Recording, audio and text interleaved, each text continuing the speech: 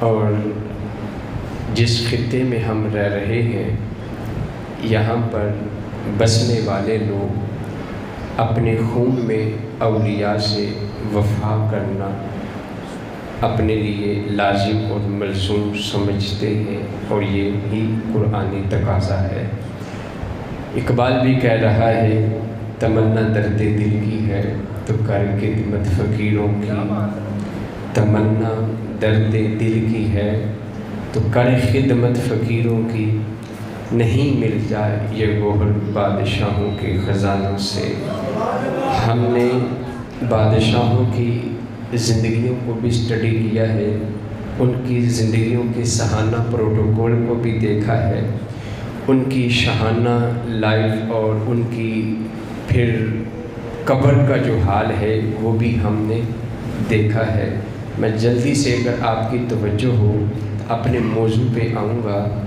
آپ لاہور میں رہنے والے ہیں، ہم جہاں بیٹھے ہیں ہمارے پیچھے بھی راوی کا ایک کنارہ ہے اور ہمارے دائیں اور بائیں راوی کے کناروں دونوں طرف مزارات ہیں۔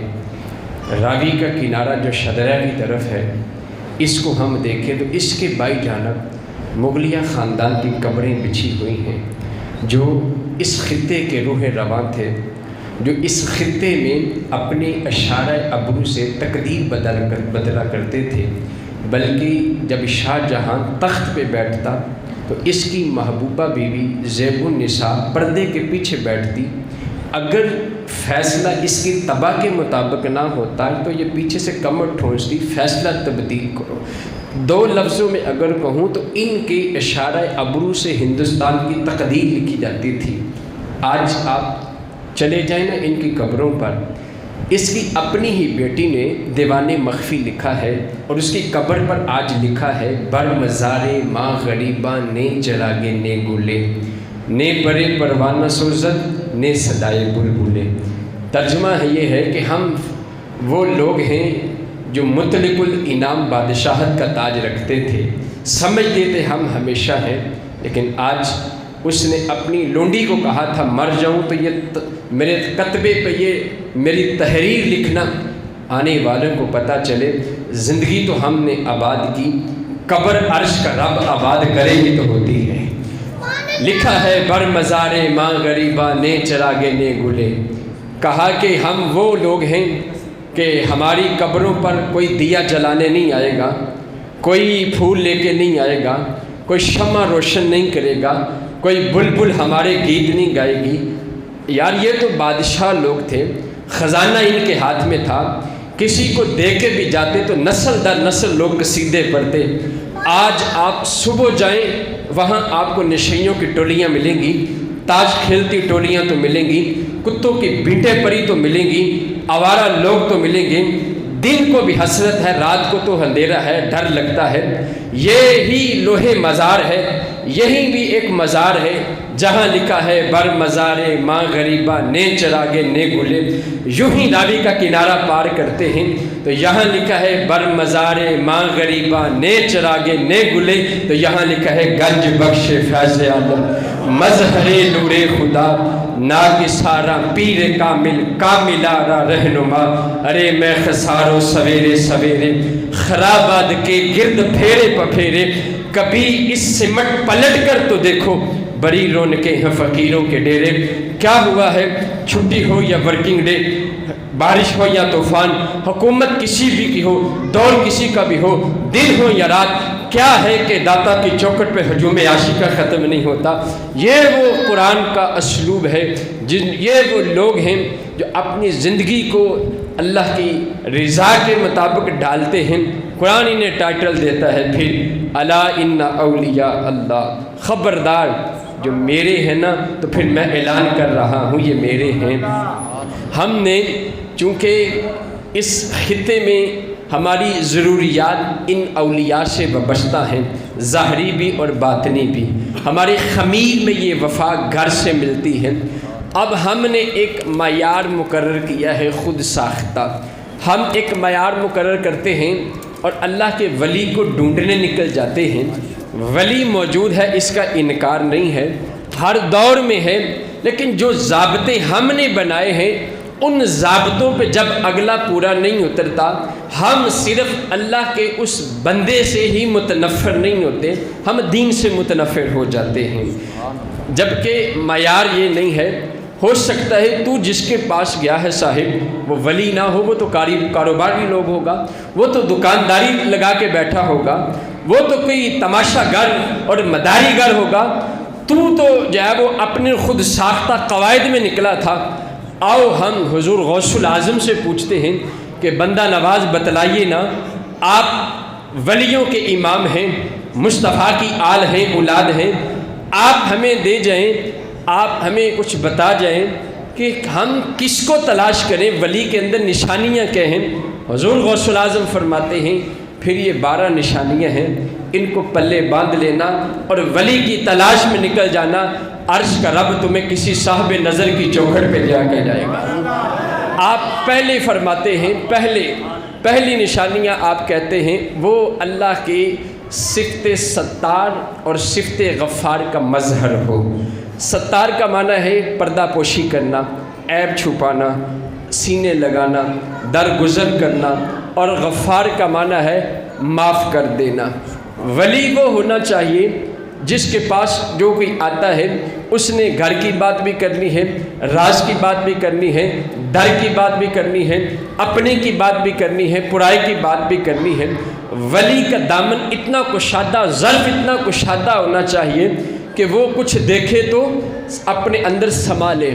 تصوف میں ایک بہت بڑا نام ہے حضرت حاتم اسم۔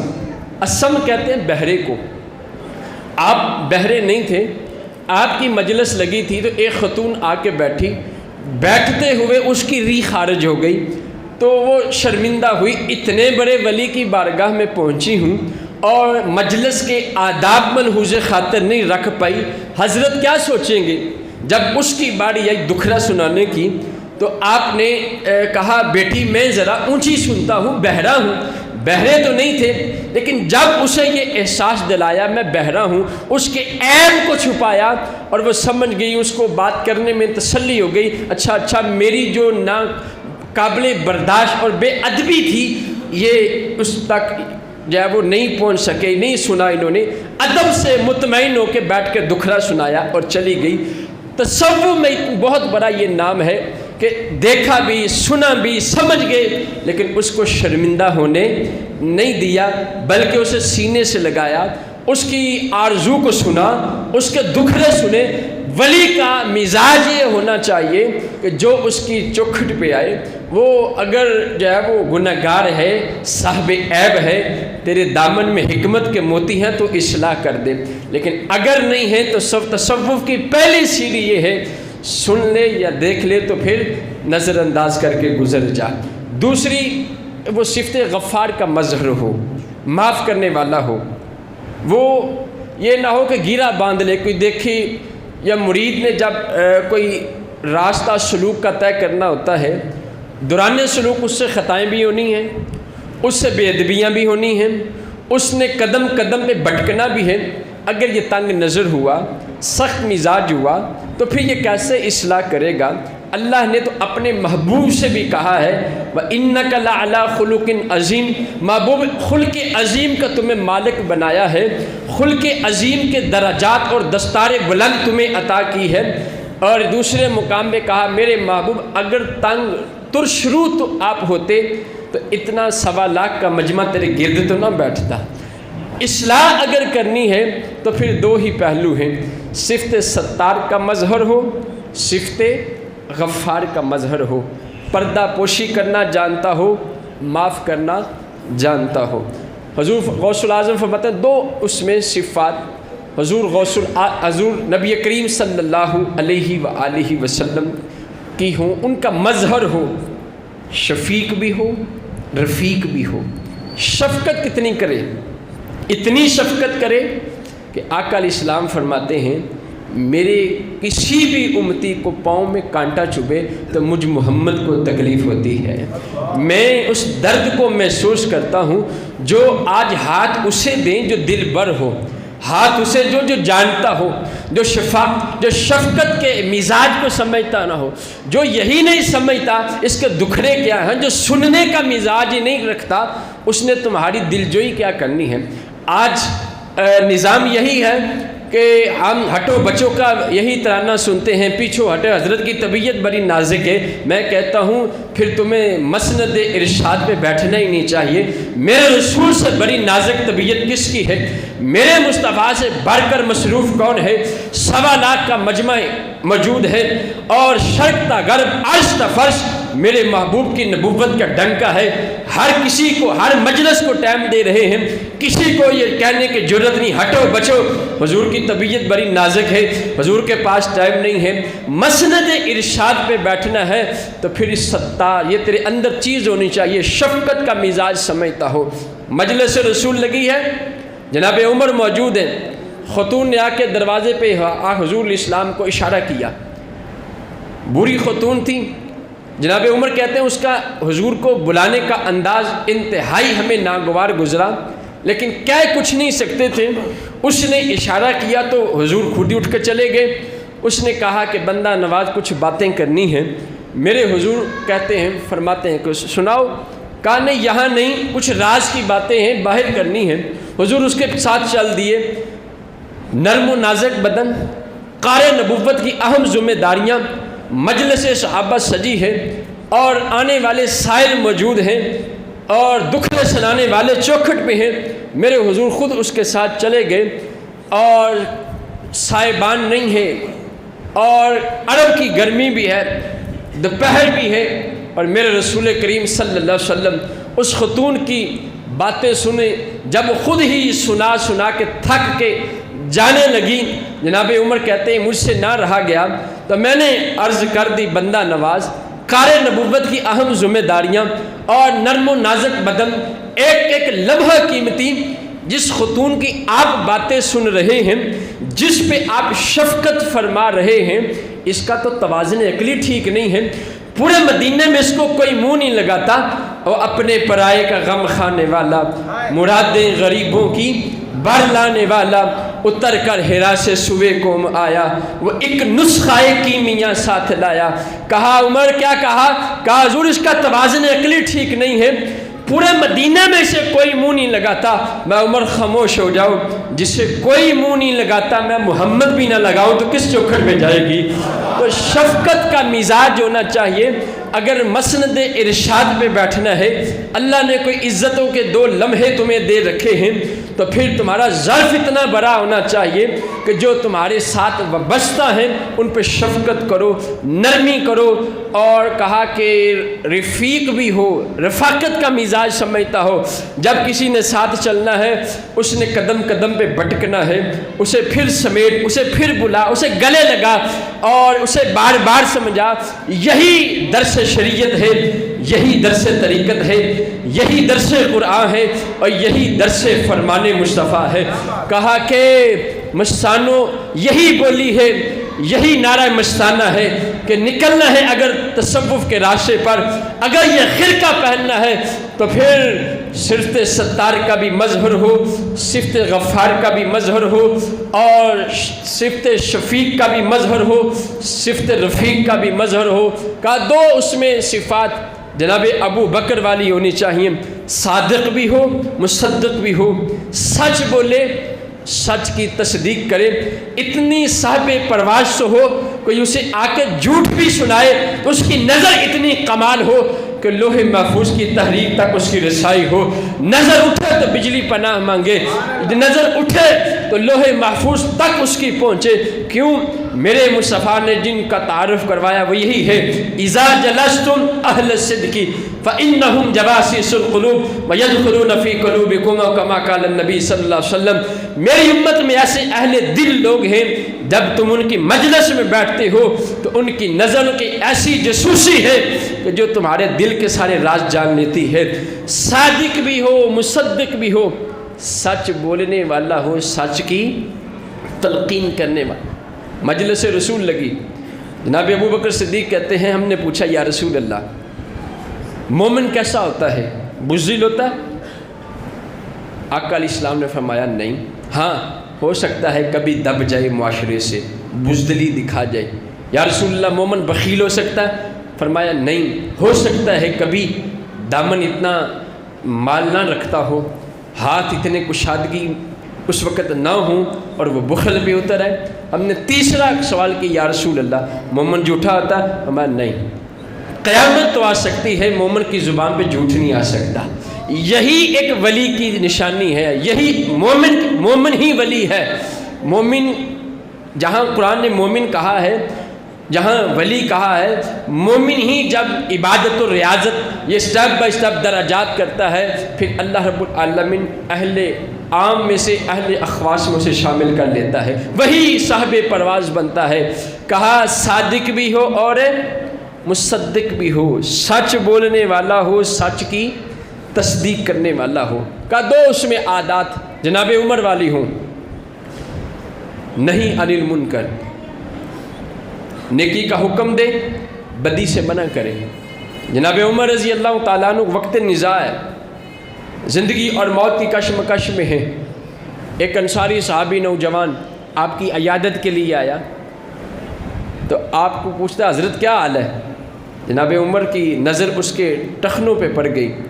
کہا میاں میرا حال تو ٹھیک ہے، تیرا حال ٹھیک نہیں لگ رہا، سنت رسول کو تو ترک کر رہا ہے، تیری شلوار ٹخنوں سے نیچے زمین پر گھسٹ رہی ہے، تو اپنے بدن کو بھی پاک کر، لباس کو بھی پاک کر، سنت رسول کو بھی ادا کر، اس شلوار کو، اس تہبند کو اوپر کر لے۔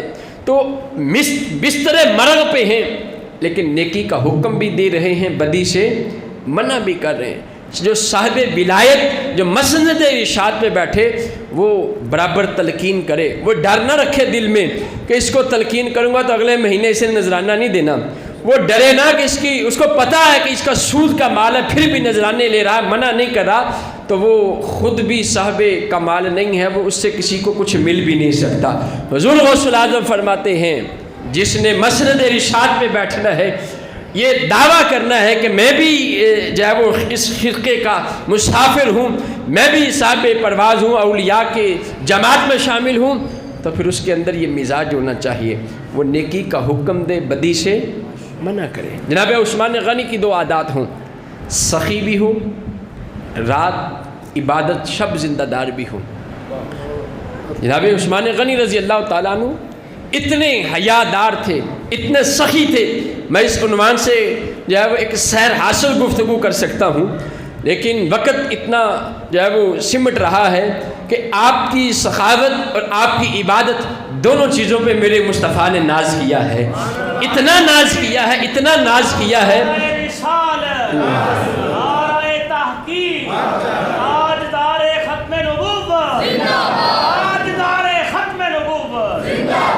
اتنا ناز کیا ہے کہ جب جنتی جنت میں چلے جائیں گے، جہنمی جہنم میں چلے جائیں گے، اچانک سے جنت میں ایک بجلی چمکے گی، اہل جنت پریشان ہو جائیں گے، یہاں بھی بادل آتا ہے، یہاں بھی بجلی چمکتی ہے، یہاں بھی یہ گرج چمک ہے۔